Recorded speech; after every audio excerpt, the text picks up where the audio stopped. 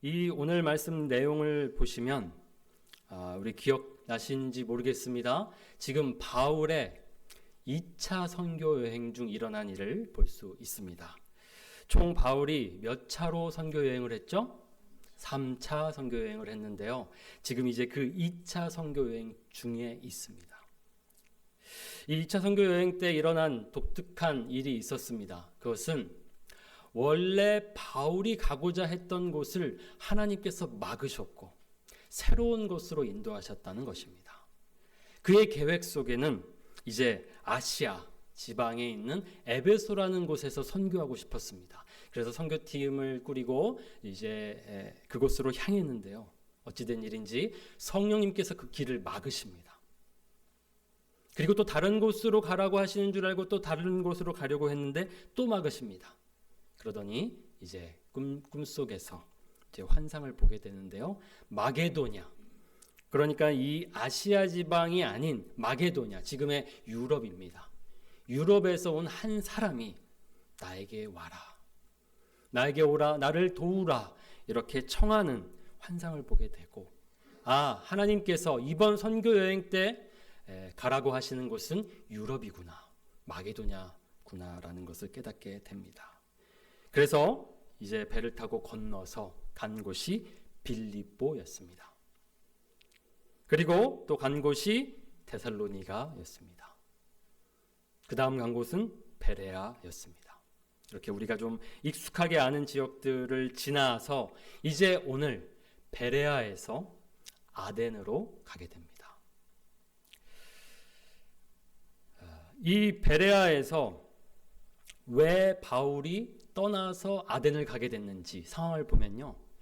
바울이 원해서 간 것은 아니었습니다. 바울은 베레아에 있는 사람들이 간절한 마음으로 하나님의 말씀을 받았습니다.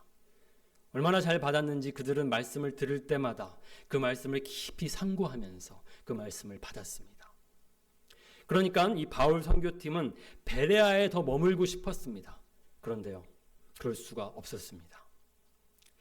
이미 데살로니가에서 이 선교팀을 방해하는, 핍박하는 유대인들이 있었는데요. 그들이 어디까지 따라오냐면 베레아까지 따라오게 됩니다. 그래서 더 이상 이 바울이 그곳에 있을 수가 없었고 형제들이 이 바울을 피신시키는데 그 피신시킨 장소가 바로 아덴이었습니다.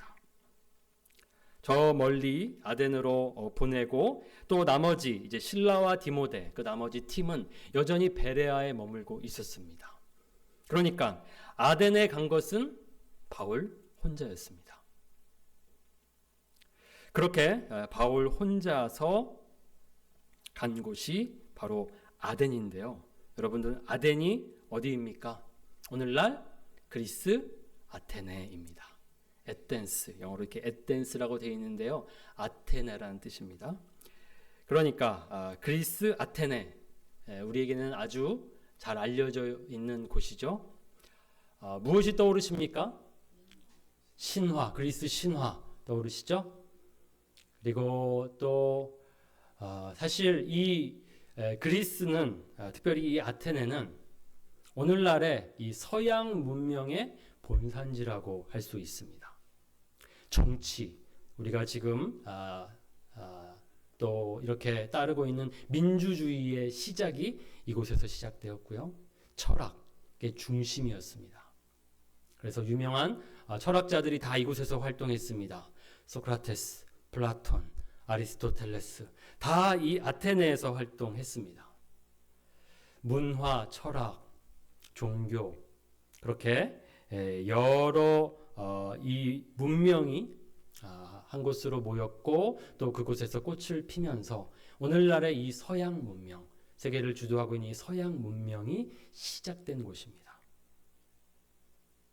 여기 보면 사진에 이 파르테논 신전이라는 곳인데요. 가보지는 못했습니다. 여러분 혹시 가보셨습니까? 많은 사람이 지금도 찾는 곳입니다. 그래서 이곳에 유적들을 보며 그 문명의 역사를 살펴보게 되는데요. 바로 이곳에 바울이 갔습니다. 오늘 말씀을 봐도 이 아덴이 어떤 곳인지를 우리는 확인할 수 있습니다. 철학자들로 가득했다는 것을 알 수 있습니다. 그래서 바울이 이 아덴에서의 선교는 좀 특별한 선교였다라고 할 수 있습니다. 이전까지는 이제 주로 하나님을 경외하는 유대인들을 중심으로 해서 먼저 회당에 가서 이렇게 복음을 전했는데, 이곳에는 많은 사람들이 이렇게 철학에 관심이 있었습니다.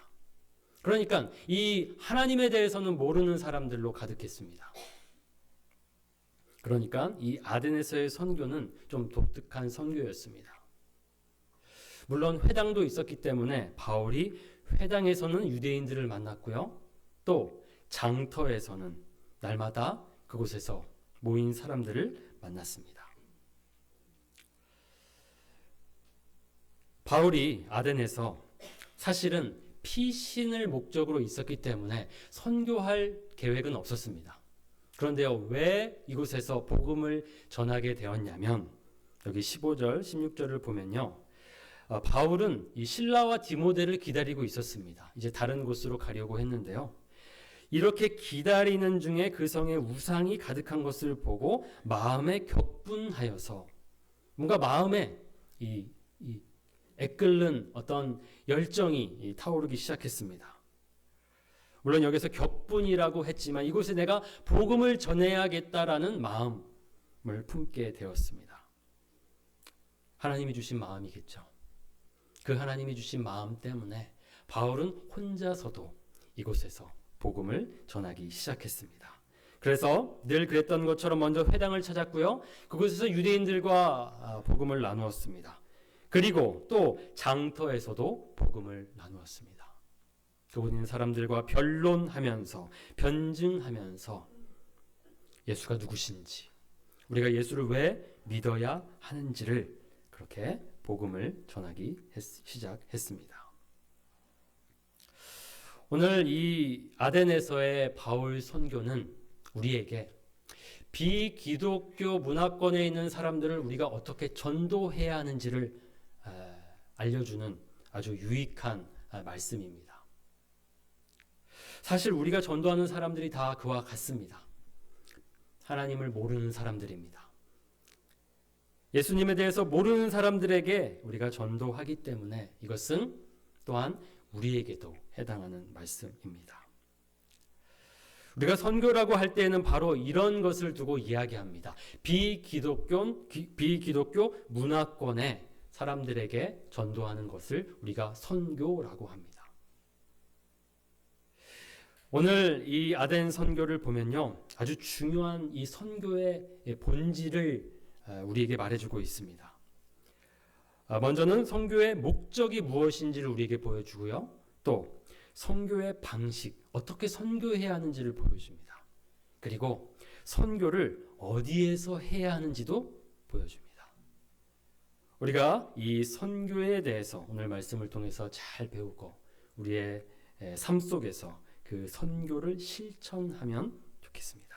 먼저 선교의 목적입니다. 선교 왜 해야 합니까? 무엇을 위해 선교해야 합니까? 오늘 이 전도가 시작된 것이, 이 아덴 선교가 시작된 것이 바로 바울의 마음에서 시작되었습니다. 여기 마음을 보면요, 격분하는 마음이었다라고 하고 있습니다. 무엇을 보고 격분했습니까? 그 성에, 그 아테네에 우상이 많은 것을 보고 격분하며 그가 복음을 전하기 시작했습니다. 이 말이 무슨 뜻입니까? 왜 사도 바울은 그것을 보고 격분했을까요? 그의 마음이 아니었습니다. 하나님의 마음이었습니다. 누가 예배 받으시기 합당하신 분이십니까? 우리를 창조하신 하나님이십니다. 그런데 많은 사람들이 지금 누구를 예배하고 있습니까? 많은 신들을 예배하고 있습니다. 온갖 우상들을 만들어서 예배하고 있었습니다. 아테네에는 이 기록에 따르면 그곳에 사는 사람보다 많은 우상이 있었다라고 합니다. 지금도 그 아테네를 방문하게 되면요, 그 우상의 흔적들, 온갖 우상들이 세워져 있다고 합니다. 그것을 바라보시는 하나님의 마음입니다. 하나님이 예배 받으시기 합당하신 분이신데 지금 사람들이 다른 신들을 만들어 예배하고 있었기 때문에 하나님이 먼저 격분하신 것이었습니다. 하나님의 노가 발했고 그 하나님의 마음이 바로 바울의 마음에 옮겨 붙었던 것이었습니다. 여기 23절에 보면요, 바울이 관찰해서 이런 말을 합니다. 그 아테네를 둘러다니며 보면서 이제 관찰한 내용인데요. 그 우상들 중에는 이런 우상도 있었다고 합니다. 그 우상의 이름이 뭐냐면요, 알지 못하는 신이라고 합니다. 온갖 신들의 이름을 다 붙이고 다 만들어서 섬기고 있었는데 뭐 더 우리가 놓치는 신이 있을까?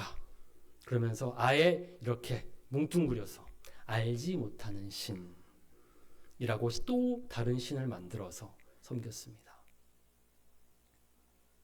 얼마나 어리석은 모습입니까? 그 모습을 보면서 바울이 바로 격분했던 것이었습니다. 하나님의 마음이었습니다.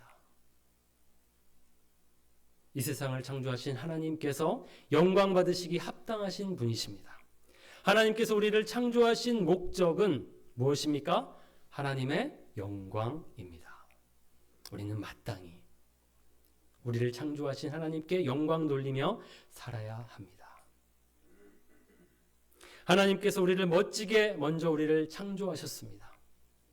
그리고 이제는 멋지게 하나님을 예배하도록 부르셨습니다.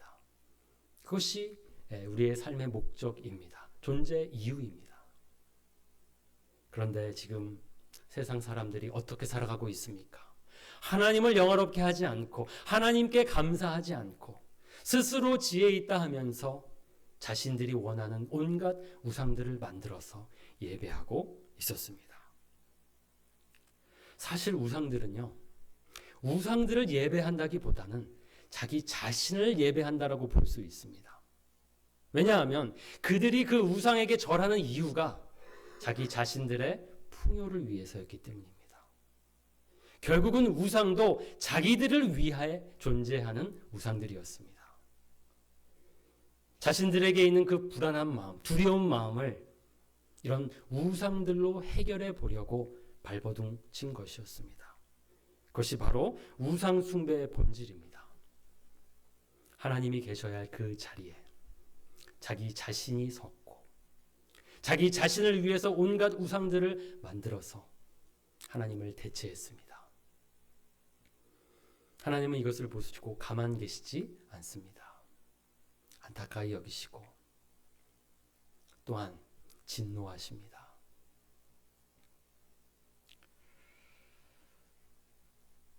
우리가 무엇을 위해 선교해야 하냐면 모든 열방이, 모든 사람들이 하나님을 예배하기 위해서, 그렇게 예배하도록 만들기 위해서 선교하는 것입니다. 이것이 선교의 목적입니다. 존 파이퍼가 쓴 열방을 향해 가라에 이런 말이 있습니다. 선교는 교회의 궁극적인 목표가 아니다. 이 말만 들으면 좀 이상하게 들립니다. 우리 교회의 궁극적인 목표, 영혼 구원하고 전도하고 우리 선교하는 것이라고 알고 있는데 지금 뭐라고 하고 있습니까?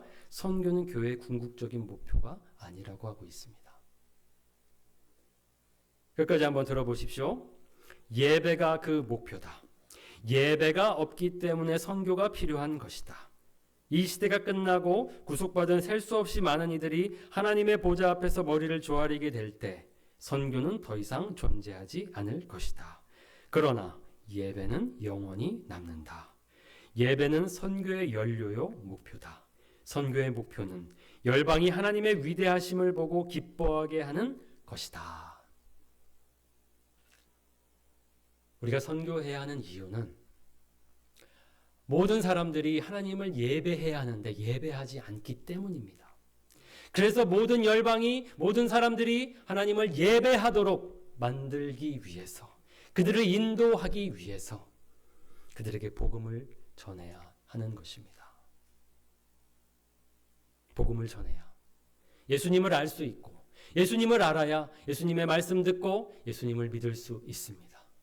예수님을 믿을 때에 하나님의 자녀가 되고 하나님을 예배할 수 있는 하나님의 백성이 됩니다. 그렇기 때문에 하나님의 궁극적인 목표는 예배라는 것입니다. 이것이 바로 하나님의 영광을 위한 선교입니다. 하나님을 예배하도록 만드는 것이 바로 선교입니다. 선교는 궁극적인 목표가 아닙니다. 선교는 임시적입니다. 영원한 것은 예배입니다. 그렇기 때문에 예배가 바로 선교의 목적이라는 것을 기억해야 합니다. 하나님께서 하나님의 영광을 위해서 지금도 일하고 계십니다. 그것을 하나님께서 선교하신다라고도 이야기합니다. 우리가 그 하나님의 일하심 속에 참여하는 것이 바로 선교 사역입니다. 하나님은 하나님의 영광을 위하여 하나님의 열심으로 일하고 계시기 때문에 우리가 일해야 하는 것입니다. 바로 오늘 바울이 바로 그 마음을 품고 예배해야 할 사람들이 하나님을 예배하지 않고 다른 것들을 예배하고 있으니 그 마음 속에 바로 분노와 안타까움과, 그래서 그 마음으로 복음을 전하기 시작했습니다. 바울의 마음은 하나님의 마음과 동기화되었습니다. 그래서 하나님의 마음을 따라 그는 움직였습니다. 하나님께 보내신 곳에 나아갔고 순종했고 하나님께서 하라 하는 그 일들을 순종하여 감당했습니다. 이것이 선교의 목적입니다. 기억하시면 좋겠습니다. 예배가 선교의 목적입니다. 그 다음 우리가 선교의 방식을 보면요, 오늘 사도 바울이 바로 이 비기독교 문화권에 있는 이 아덴의 사람들에게 어떻게 복음을 전하는지 보면요, 우리가 믿지 않는 사람들에게 어떻게 전도해야 하는지를 배울 수 있습니다. 총 3가지 단계로 볼 수 있겠습니다. 이 한 가지 한 가지 여러분들 잘 기억하시기 바랍니다. 먼저 상대를 이해하는 것입니다. 그리고 그들 안에 있는 모순을 찾아내는 것입니다. 그렇게 한 다음에 복음을 그들과 연결시키는 것입니다. 이 3가지 단계가 바로 오늘 바울이 선교한 방식이었습니다. 첫 번째, 상대방을 이해하는 것입니다. 선교의 중요한 원칙입니다. 그것은 상황화라는 것인데요, 내가 원하는 방식으로, 내가 익숙한 방식으로 선교하는 것이 아닙니다. 항상 새로운 곳에서 복음을 전할 때에는 먼저 그곳에 적응하고 그곳의 문화를 이해해야 합니다. 오늘 바울을 보면요, 바울이 반복해서 이런 말을 합니다. 아덴 사람들아, 너희를 보니 범사의 종교심이 많도다. 내가 두루다니며 너희가 위하는 것들을 보다가. 바울이 지금 무엇을 먼저 한 뒤에 복음을 전하고 있습니까? 그들을 먼저 바라봤습니다.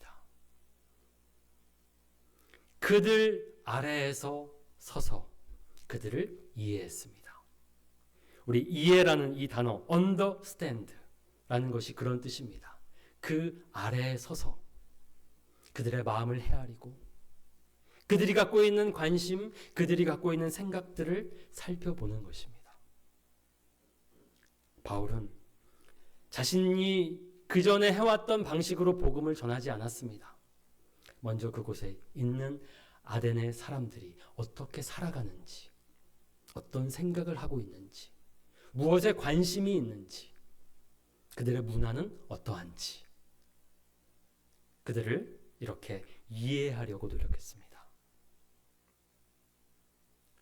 우리가 가끔 사람들에게 이 복음을 전하다 보면요, 내 욕심으로, 내 마음으로, 내 방식대로 할 때가 많습니다. 마음이 앞서니까 빨리 복음을 전하고 싶어서 이 사람의 마음이 어떠한지도 헤아리지도 않고 이 사람이 관심 있는 것이 무엇인지도 파악하지 않은 채 막 복음을 전하기 시작합니다. 그러면 어떻게 됩니까? 거부감만 늘 뿐입니다. 부담만 될 뿐입니다. 준비되지 않은 상황 속에서 아무리 외친다 한들 듣지 않습니다. 항상 먼저 그들의 자리에 서야 합니다. 그들이 무엇을 생각하는지, 그들이 무엇을 원하는지, 그들의 니즈, 그들의 필요는 무엇인지 그런 것들을 유심하게 관찰하는 것이 필요합니다. 우리가 누군가를 품고 기도한다면 그가 가진 마음을 읽으려고 노력하십시오. 그가 갖고 있는 상처, 고통 헤아리십시오. 그의 필요, 그의 마음, 그의 상황. 그런 것들을 이해하는 것이 먼저 되어야 합니다. 이것을 또 다른 말로 한다면 그들의 언어를 배운다라고도 말할 수 있습니다. 항상 선교의 시작은 언어를 배우는 것에서 시작하는데요. 그 말인 즉슨 바로 그들의 문화를 배운다라고 할 수 있습니다. 그래야 통하기 때문입니다. 우리가 너무 앞서다 보면요. 내 마음대로, 내가 익숙한 대로, 내가 했던 대로 할 때가 많습니다. 그러면 안 됩니다. 천천히. 이렇게 오늘 바울처럼 조심히 그들을 바라보고 먼저 그들의 이야기를 듣는 것이 중요할 것 같습니다. 아마도 바울은 이미 많은 사람들과 대화를 나누면서 들었을 것입니다. 이들의 관심이 무엇인지. 그러면서 여기 보면 범사에 종교심이 많도다. 이게 바로 관찰의 결과입니다. 사람들이 종교에 관심이 많다는 것, 철학에 관심이 많다는 것을 발견하게 되고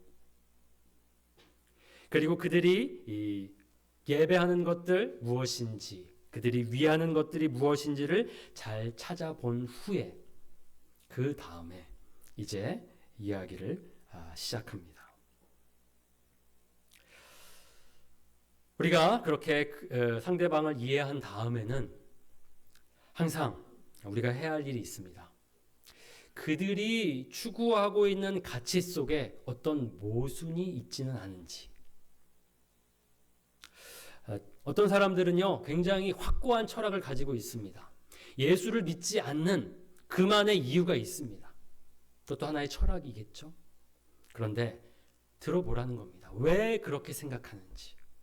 그러다가 그 속에 그가 갖고 있었던 어떤 모순점이 있다면 그것을 찾아내고 그것을 언급하고 그것을 짚으라는 것입니다. 오늘 바울은요, 그렇게 관찰한 다음에 그들을 이해한 다음에 무엇을 지금 언급하냐면 그들 안에 있는 모순을 짚습니다.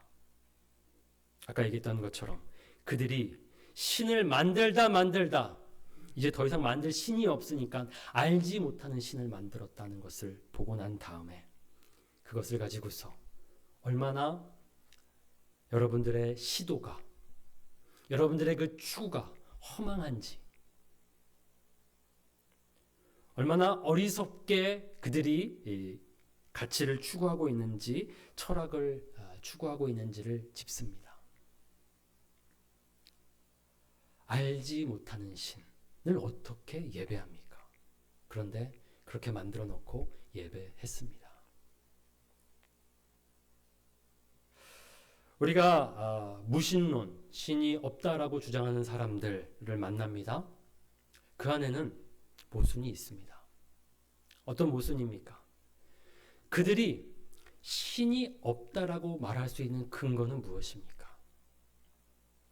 사실은요, 거의 믿음입니다. 신이 없다는 것을 증명할 수는 없으면서 신이 없다고 믿을 뿐입니다.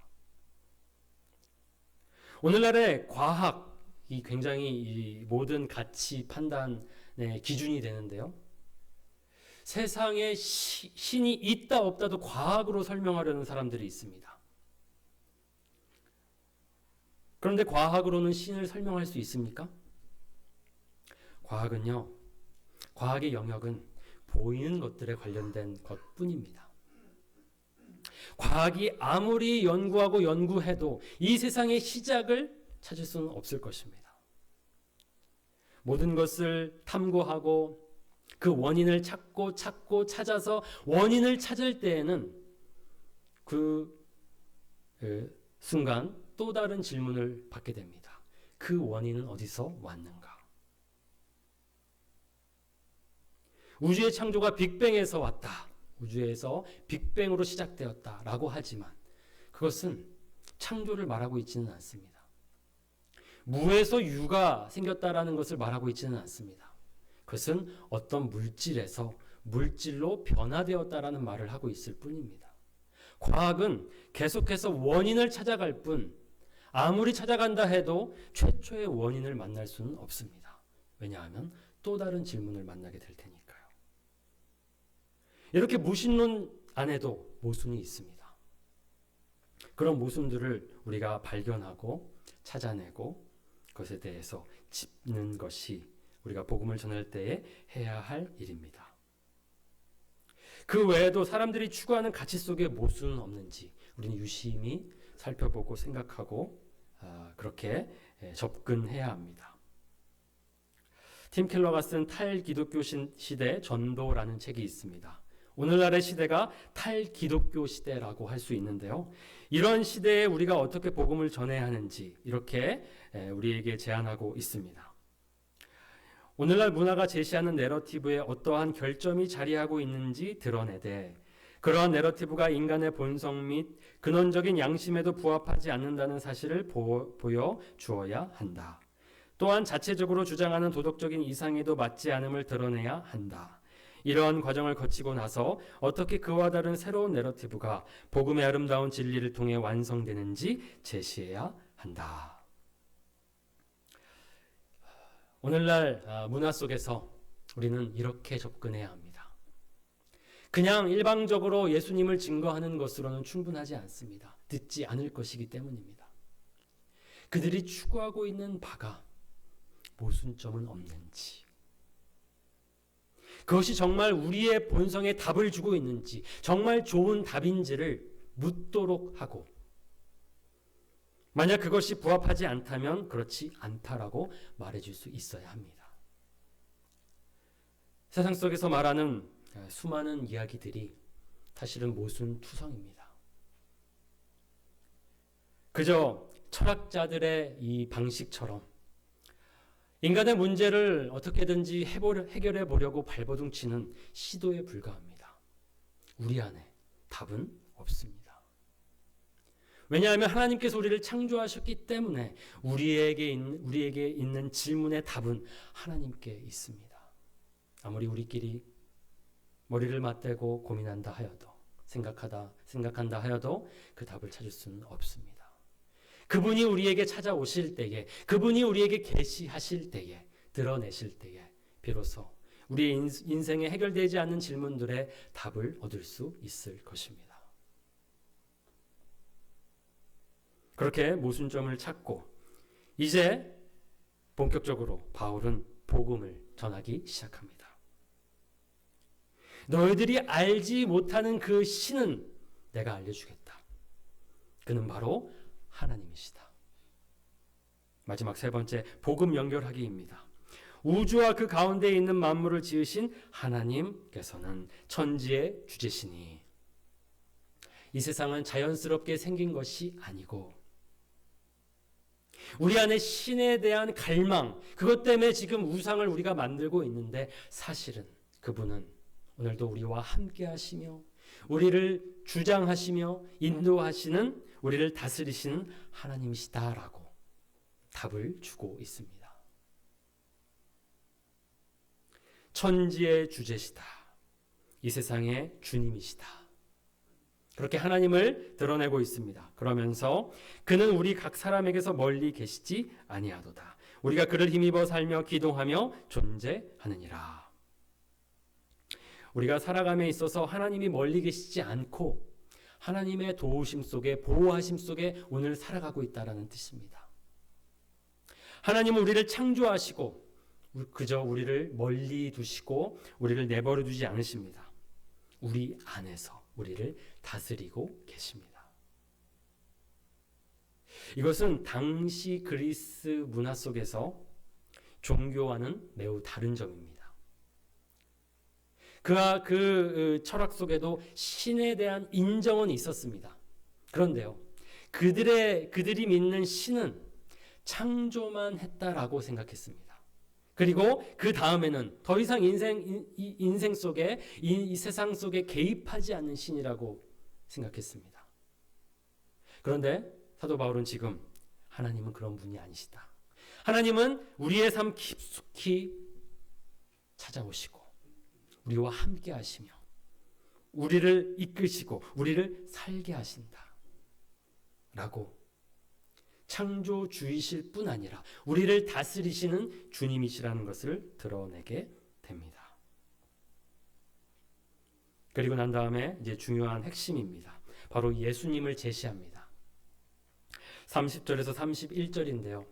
그 하나님께서 지금 우리를 찾고 계신다. 우리를 부르고 계신다. 우리에게 돌아오라고 말씀하신다.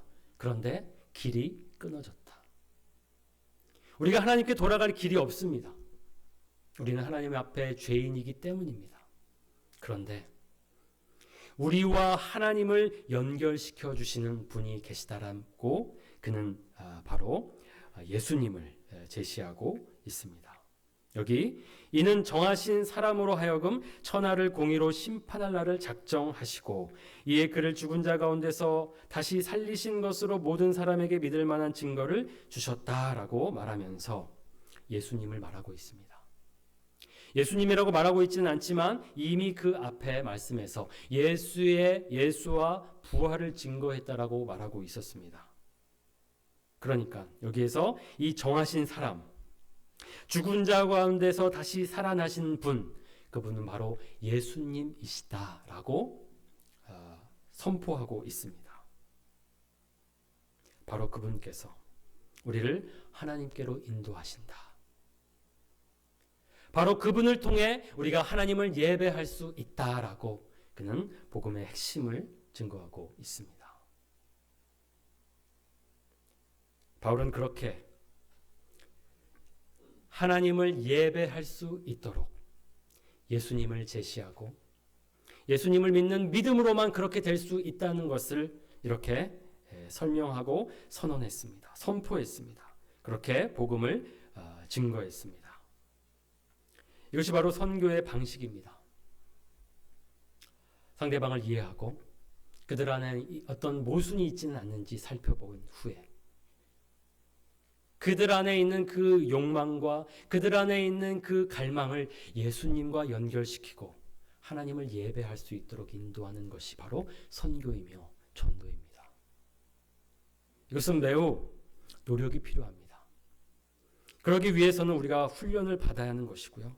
선교하기 위해서는 그러한 연습이 필요합니다. 그리고 이제 마지막으로 보면요. 우리는 오늘 말씀 속에서 어디에서 선교해야 하는지를 알 수 있습니다. 우리가 어디에서 선교해야 하는가? 전도해야 하는가? 선교의 현장은 어디인가? 그것은 어디입니까? 바로 회당이고 장터이고 우리가 있는 모든 곳입니다. 바울은요. 가만히 아덴에서 기다리려고 했습니다. 그런데요. 가만히 있지 못했습니다. 하나님의 그 마음에 감동하셨고 그 마음을 움직이셨고 그를 쉬지 않고 일하게 하셨습니다. 하나님이 쉬지 않고 일하시기 때문입니다. 하나님의 일하심에 바울은 동참했고 바로 바울이 선 곳 어디서나 복음을 전했습니다. 기다리다가 전했고 회당에 들어가 전했고 장터에서 전했습니다. 이 말은 우리가 선교해야 할 장소는 정해져 있는 것이 아니라 우리가 서 있는 모든 곳이라는 뜻입니다. 우리의 일상, 우리의 직장, 우리의 가정, 우리의 학업의 현장, 학교, 모든 곳, 우리가 다니는 모든 곳이 선교의 현장입니다. 바울은 그렇게 자신이 있는 그 자리에서 부지런히 복음을 증거했습니다. 초대교회가 바로 그렇게 전도했습니다. 그렇게 전도했기 때문에 사람들이 예수님을 믿었고 하나님을 예배할 수 있었습니다. 사실은 많은 사람들이 당시 초대교회에서 누구를 만나서 예수님을 알게 되었냐면 일상 속에서 만나는 사람들을 만나서 예수님을 알게 되었습니다. 사람들이 그 예수님을 믿는 사람들이 다르게 사는 것을 보고 매력을 느끼기 시작했고 그들을 주목했고 그들에게 찾아서 묻기 시작했기에 그때 사도들의 가르침을 받고 복음을 듣고 믿을 수 있었습니다. 결국 믿지 않는 사람들이 마음을 이 예수님에 대한 관심을 갖기 시작하게 된 그 동기에는 항상 일상 속에서 만나는 그리스도인들이 있었습니다. 이것이 바로 초대교회의 역동성이었습니다. 역동적으로 복음을 전도할 때에 이렇게 전도했습니다. 초대교회가 보여준 역동적인 복음 전도를 현대판으로 재현할 수 있어야 한다. 그 당시 사람들이 복음에 주목했던 이유는 자신들이 잘 알고 있으며 평소에도 이를 함께하는 이가 직접 복음을 전했기 때문이다. 우리는 초대교회처럼 사람들이 복음을 주목하여 매력을 느낄 뿐 아니라 그 예증을 확인하고 마침내는 확신에 이를 수 있도록 도와주어야 한다. 우리가 있는 현장에서 우리는 이렇게 살아야 합니다.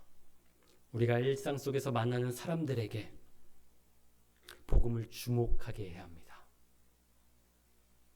우리의 삶이 매력으로 다가가야 합니다.